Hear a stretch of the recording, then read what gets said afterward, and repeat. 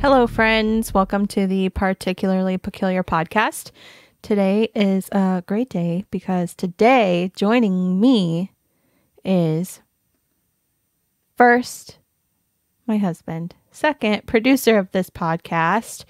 Many of you who are listening probably know who this is. Christian, hello. Hello. How are you? Pretty good. How are you doing? I'm doing pretty good. But you would know that already because we live together. We do. We do stuff. So how excited are you? Pretty excited. This is pretty exciting, really. You know, there's going to be like hundreds of people. Millions. That's true. This episode is just going to blow up. Yeah, this one. Go viral. Probably just because you're on it. No. Just our chemistry together is just explosive. Palpable. Okay, anyway. This is going to be fun. This is an experience, I think, for everyone, for us, and for everyone for listening. The listeners. This is the first one we've done together. We're going to try and keep it professional. I think that the people that are listening that know us personally are probably like, oh, God. This is going to be great, is what they're thinking. Oh, I'm thinking like, but yeah, maybe more like this is going to be pretty hilarious. Yeah, I think so. Oh, okay. What are we talking about today? Okay, so before we jump into topic of the day, I do want to mention that May is Mental Health Awareness Month. It is. And I mean, obviously, you know, our close friends, family know all that. But other listeners who may not know, here at Particularly Peculiar Podcast and in our household, the McCoy homestead, we are very big advocates of mental health. We obviously, I would say probably maybe me a little bit more, have some mental health struggles. Yeah, I mean, I think everybody does. You know, yes, everybody does. The levels are all different, but not saying like me more than anybody in the world. Right. But we are very big advocates. I mean, we attend therapy. We do a lot of research. I mean, gosh, I'm in college for human services to hopefully be a counselor one day. Right. And obviously want to help people out on their mental health journeys. And so we just wanted to bring that to your guys' attention and let you all know. Wanted to remind you to check in with your friends. You know, if you're not doing well, reach out. You can reach out to friends, family, reach out to online communities even. I know there's tons of resources nowadays, especially with the internet and whatnot. But right. Another resource is, of course, the mental health hotline, which is... I have the number right here. Oh, okay. It's 1-800-273-8255. And that is the mental health crisis line. So call that, if you're ever feeling really too down. This whole month is all about raising awareness and breaking the stigma. That's also another big thing, is that it's not weird. It's not bad. Doesn't make you any less of a person to admit that you are struggling with your mental health. It's totally, everybody does it. And I think breaking the stigma is really such a good thing, because then everybody should be more open about it. And I think will make everyone feel a lot better. So that is during this month, using the hashtag break the stigma is to help promote the Mental Health Awareness Month. A good way to bring awareness to that. And right. Going along with what you were saying, it just isn't anything to be ashamed of. Right. Don't be ashamed to admit that. No. Actually, I think it's really strong and yes, absolutely, very, valiant to admit that you're having a hard time. It takes a very strong person. Yeah, exactly. To do that. And to fix yourself and do the work that you need to do to get better. You got this shit. Yeah. And there's people out there to help. You're not alone. There's people out there. So call the hotline, use the hashtag. Also, you can visit NAMI, NAMI.com. That's Are you sure it's is it .org? That's a good point. I don't know. It's either It's .com or .org. Just Google NAMI. Yeah, Google NAMI. They're It'll a take you great there. resource. There are plenty of NAMI affiliates in many different towns, many different cities that have like support groups, or they just have resources available. So, I mean, and NAMI is everywhere. So reach out for sure. Definitely. Anyway, today we are going to be talking about, I mean, what would we even call it? Spooky encounters, like Right. ghostly encounters that we've had. Maybe Yep. ghostly, maybe paranormal, maybe just they were just kind of weird. Yeah, we're going to share some weird things that have happened to us. Yes. And it kind of comes from two perspectives. My perspective is I'm more of a skeptic. You know, I can't say I don't believe in any of it, but, you know, I think it's a good take on everything too, to have the skeptic side, you know, and try to think, well, what else could this be? But even being a skeptic, I mean, I've had moments where I'm just like, okay, That's weird. that's pretty weird. I don't know if I could really explain that in another way, you know, which really solidifies it in me, which is why, like, the topic that I'm going to have today, the story that I have today, has stuck with me for a long time because of just how weird it was. Which you didn't even tell me about, or I didn't even know about until like very recently. And When it just kind of came up casually. For the people that don't know, Christian and I have been together for 11 years. So for me to hear a story that he's never told before, and I mean, that's amazing, one. But then for it to be about like a paranormal subject or like ghosts or whatever, not ghosts, but you know, paranormal. Yep. Like, how was that never brought to my attention before? Your wife, your lover of all things spooky and weird. Spooky. And yeah, so it's very interesting. I guess since we've kind of wandered into this area, why don't you just tell your story first? Okay. All right. So my story is from around when I was about 16, I believe. My friends and I, we were going to hang out. We were going to get together, party, get wild. Lit. And we needed someone to buy us some alcoholic beverages. So one of my buddies, he knew this guy and he was like, oh yeah, I'll get a hold of this guy. He'll get us some stuff and he'll come over. So he knew this guy and was like, oh yeah, I know him. I'll call him and I'll have him get us some stuff and bring it over. So you can't keep laughing at me. So my buddy knew this guy that could get us what we needed. And Booze. so he contacts this guy. Actually, we met him at the mall. Oh. Inside of the mall.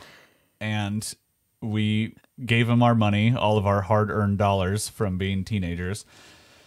You know, told him... Your allowance. Yeah. Your weekly allowance. We told him, okay, we want like a bottle of Hawkeye vodka. And told him where we were going to be. And all right, come over later. What if he just like had stolen your kid money? What would have happened?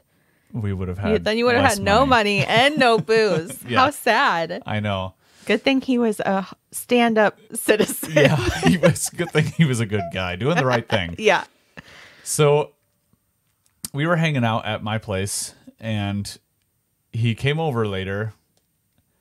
We let him in. And the first thing that happened was he walked in the front door and he said something along the lines of, oh, yeah, I feel some interesting presence in your house.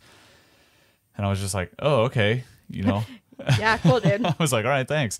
And Thanks, I know. cool. I'm pretty interesting, I know. So he was like, oh, yeah, sorry, you know, I know you don't really know me very well, but kind of dabble in like the other realm stuff.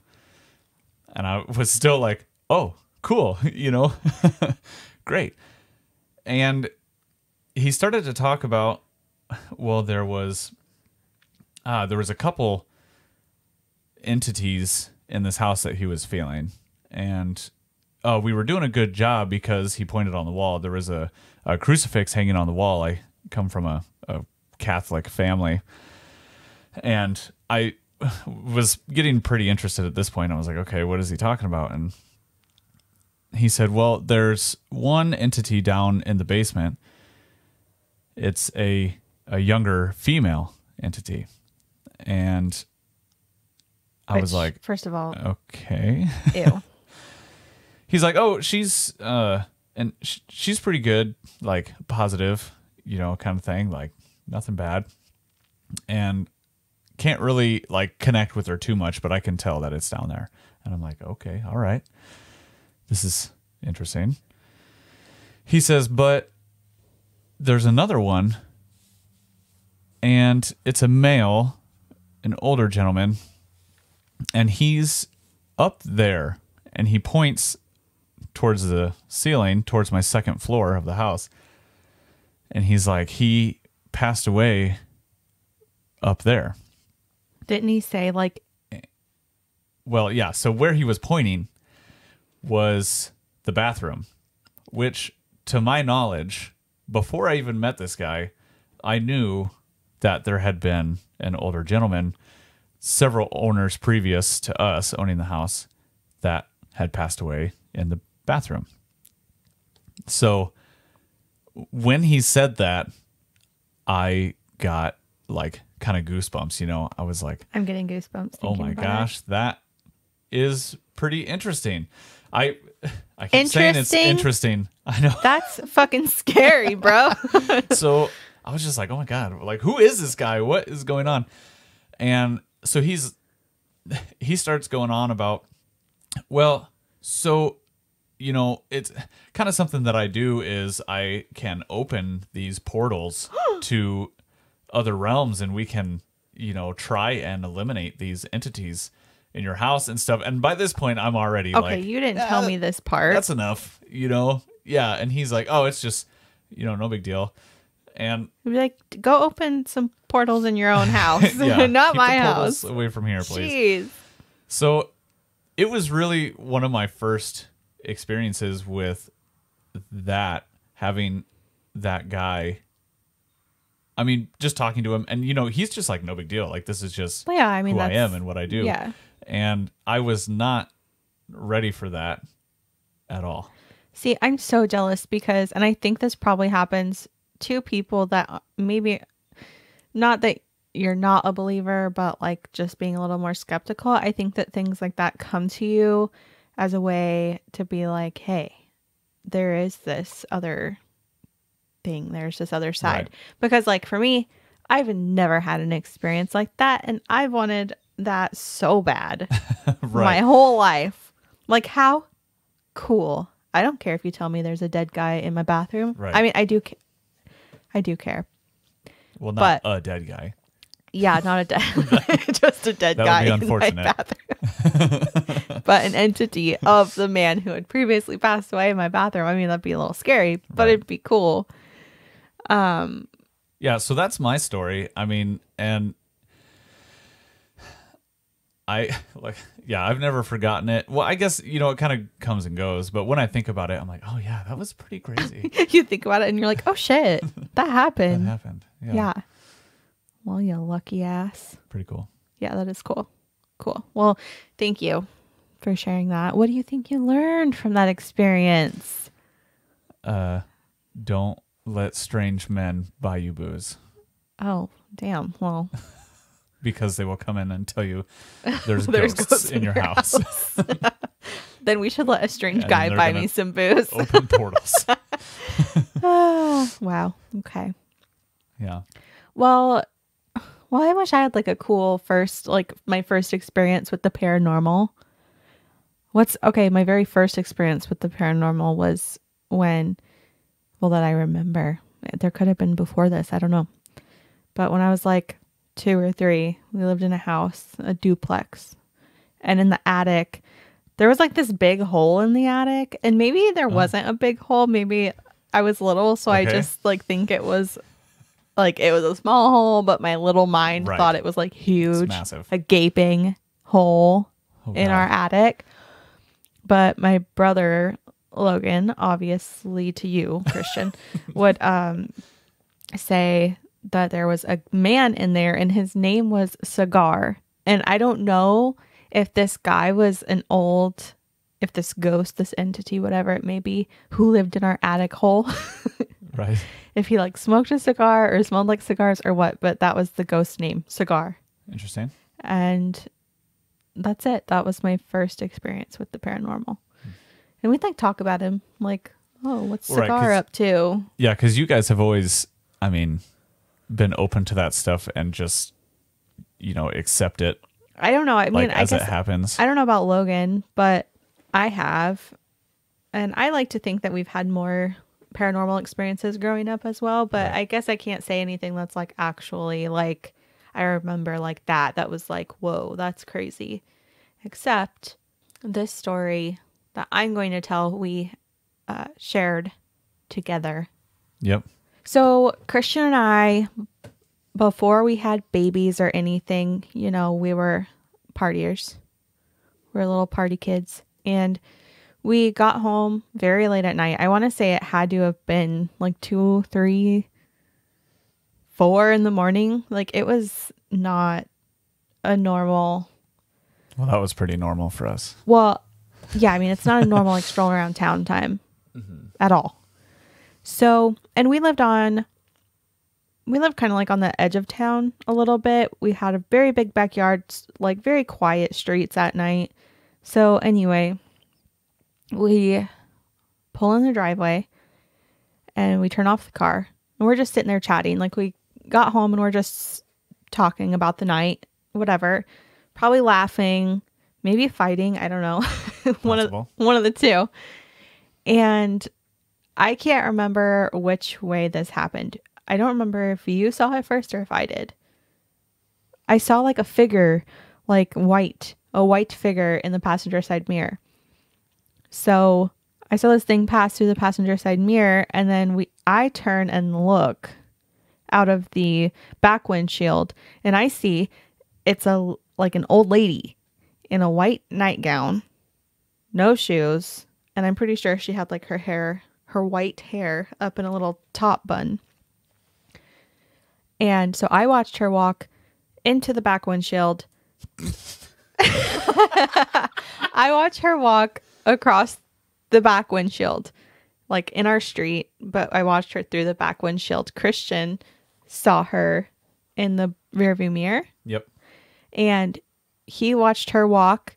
I turned forward and we were both like, what the frick is going on? And then we even continued to watch her walk past the driver's side mirror, correct? Yep, we were watching her in the reflection of the mirrors. Yeah, go across. Yes. So we so we must have just watched it all in the mirrors, because then we like whipped around to be like, where is this lady? And guys, she was gone. She was not there when we turned around. She was gone. So we watched her walk through each mirror in the car, 3 mirrors. I saw her out of the back windshield or the passenger window, one of the two. I can't remember if I turned one way or the other way to look at her, but we saw her and she was there. And when we turned around to look out the window, she was just gone. And I mean, we looked, like, we even tried to see if she was behind some houses, see if she was down the road. No car came by, like nobody came to pick her up or anything. There was nothing on our street. And that was it. Yeah. Just seen her in the mirrors, turned around, she was gone. Gone. She was like right behind the car. You know, we were in the driveway, but the back end of the car was kind of just right at the street. So she was walking on the street. Yeah, it wasn't very far away. But like, in the mirrors, it's not you could like see it was so far away that we could have mistaken it. Right. Like, she was very clearly she was right there. and walking down the road. Yep, seen her go across the passenger mirror and then across the rear view mirror and then across my side mirror, the driver's side. And then when we turned around to actually look physically, yeah, she just wasn't there, which she would have just been, I mean, a few feet away from the car. Yeah. Yeah, like just on the other side. Looked around everywhere. She didn't go into any other houses because like the houses that were that way were farther back from the road too. So like on either side, you would have had to walk quite a ways to get to the house. Well, yeah, and she would have had to like broke into a sprint, dead sprint, Usain Bolt style, and us not see that. Right. Which if she would have, that would have been fucking scarier. Creepy. But no, and we just after that, I mean, we never saw anything like that again. But I guess I will say that we did have some kind of creepy stuff going on in that house shortly after that, I feel like.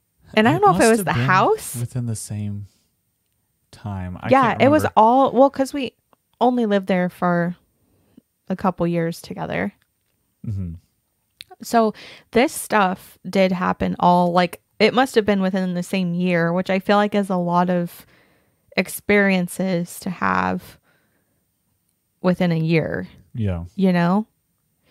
So, do you want to tell the next one or do you want me to tell the next one? I can say, so if that was around wintertime. Well, and that's then kind of why I was like, it must have been because it was all like, and that is another reason why I felt like we thought it was so weird that this lady was out walking no shoes in a nightgown. Right. Like, and it's cold. Like, it's not warm out. So then shortly after that, like maybe weeks or months after that, we went outside. It was winter. We live in Iowa. There's snow on the ground. And we saw there were footprints outside of like one of our windows. Okay, shoe prints, not like plain, like bare footprints. That'd be extra Correct. Creepy. Yep. So they were footprints. Shoes or boots or whatever. Yeah. And which is weird. Doesn't matter paranormal or not. It's still just weird. Creepy.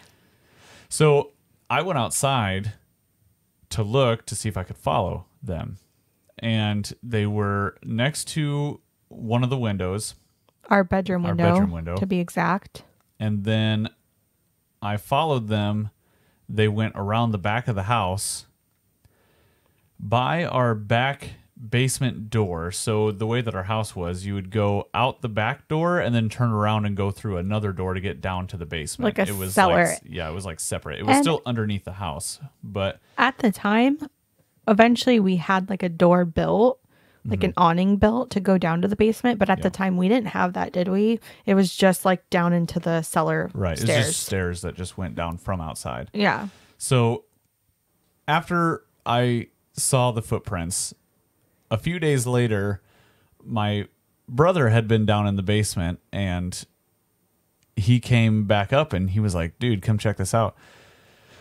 He took me down to the basement. He took you down there.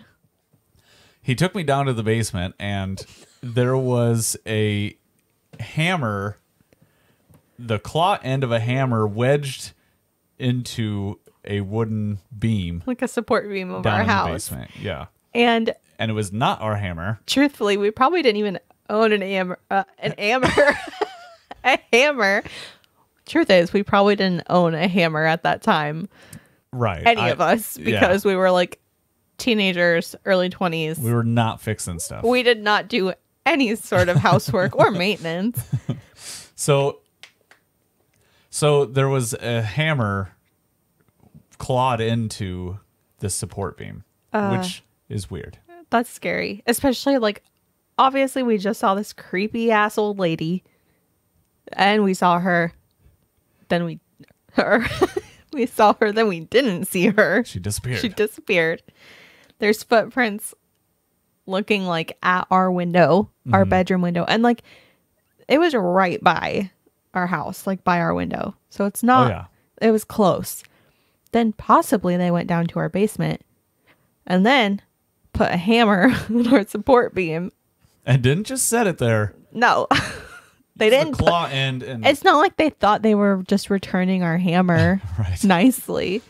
Oh, this must be theirs. Oh, I'm just going to walk down in their basement. I'm sure they won't mind. And then possibly went over to our neighbor's basement. Did they put a hammer in their basement? We should have asked him. Have you found a hammer recently? This is the case of the hammer claw. The materializing hammers in basements. Wow. No. Okay, anyway. Do we have any other weird stories? So there was the time that in that same house. Which this would have all, again, been around the same, like, timeline. Right. I ran home to grab something that I had forgotten at some point. It was at night. Pull into the driveway, hop out, run inside. The TV in the living room we had was, some of you will know this, it was one of those small little tube TVs that has the VCR on the bottom of it, like connected. It's all in one because we were that cool and used to watch VHS tapes on our tiny little TV. So there's this little TV that's got the VCR connected to it on the bottom. When I walked by, it was left on, and it was just the white noise TV static playing. I walk past the living room, go into the bedroom, and grab whatever it was that I had forgotten. I turn around and I come back. As I'm walking across the living room, the TV that had the static on it just shuts off. Which I noticed. I stopped for a second, turned and looked at it, and I was like, okay, that's pretty weird. I would have been like, oh no. and then I left, and that was that. But it's just kind of just another weird thing that happened there. I remember you mentioning that, like, around that same time you had seen a shadow or felt like there was someone in there with you or something like that, which, I mean, you probably could have just been telling me that to scare me. I don't know, well, but yeah, and that happens, every now and then. Still. With seeing something, you swear like there's somebody standing there out of the corner of your eye, and then you turn and there's nobody there. Okay. Being at home alone. Yeah. Well, so I do want to do a future episode on shadow people. So you guys might get to hear some of this stuff again. But I have heard that it can be like spirits, entities, or it can be like your spirit guides or whoever just right. being like, hey, I'm here. But I've been doing that a lot lately, and it has been kind of driving me crazy almost, that I'm like, you know what? Knock it off. Right. Like, I don't know. If you want me to see you, just show up. Like, walk past. None of this right. out of the corner of my eye shit. Because I get tired of it. Yes. But, like, not saying that in a mean way. Like, I'm still being nice to you. I'm not angry at you. Whoever is there. So, like, don't come at me. But, Right. So, anyway. Yeah. So that was some fun stories. Those are some fun stories. I'm trying to think if there's anything else that I can think of that's, like, creepy, paranormally. We'll do another future episode of telling some more stories as they come to us. We'll write them down. Some more ghostly encounters, spooky, scary skeletons. Guys, we would love to hear your spooky stories, your real paranormal experiences, even some maybe recommendations for future topics, episode topics. Go ahead and shoot us an email at taylor@particularlypeculiar.com. Please rate or review on whatever platform you use to listen to us, whichever streaming service. And if you are on YouTube, please drop us some comments down below. Like, subscribe, all those lovely things. Anyway, we will see you again. Until next time, my peculiar people.